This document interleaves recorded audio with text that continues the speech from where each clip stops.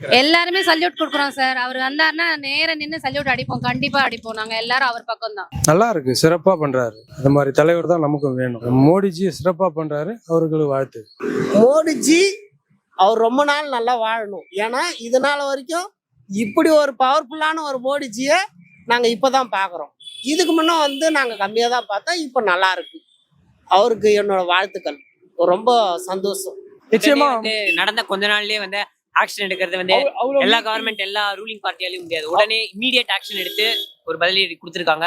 பெர்ஃபெக்ட்டா எக்ஸிக்யூட் பண்ணி அவரு ஜஸ்டிஸ் நடந்த சில கிட்டத்தட்ட ஒரு 1 டேல ஒரு மீட்டிங்லாம் வச்சு எல்லாரும் கூட உட்காந்து பேசி கிட்டத்தட்ட ஒரு 100 IAS ஆஃபீஸர்ஸ் கூட பேசி அழகா டிசிஷன்ஸ்லாம் எடுத்து மறுபடியும் ஒரு அட்டாக் பண்ணி அதுக்கப்புறம் நான் இதை கேள்விப்பட்டேன். அந்த மாதிரி ஜப்பான்ல பாகிஸ்தான் ஒரு ஸ்பெஷலைஸ்டு ஏர்கிராஃப்ட் ஏதோ வாங்கியிருந்தாங்களா, அது நம்ம சோல்ஜர்ஸ் 2 பேர் ஃபர்ஸ்ட் அட்டம்ப்ட்லேயே இது பண்ணிட்டாங்களா. ஸோ அதெல்லாம் ரொம்ப பிரேவான அது ரொம்ப ஸ்பெஷலைஸ்டான ஏர்கிராஃப்டா, அது அவ்வளோ சீக்கிரம் இது பண்ண முடியாது. பட் நம்ம சோல்ஜர்ஸ் 2 பேர் பண்ணியிருக்காங்க. அப்புறம் 2 உமன்ஸ் வேற சோல்ஜர்ஸ் இது பண்ணியிருக்காங்க.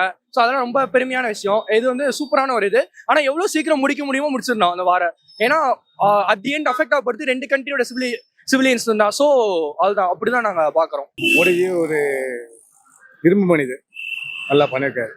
உண்மையில பாராட்டு. மோடி, அமித்ஷா, ராஜ்நாத் சிங், மோடிஜி பவர்ஃபுல்.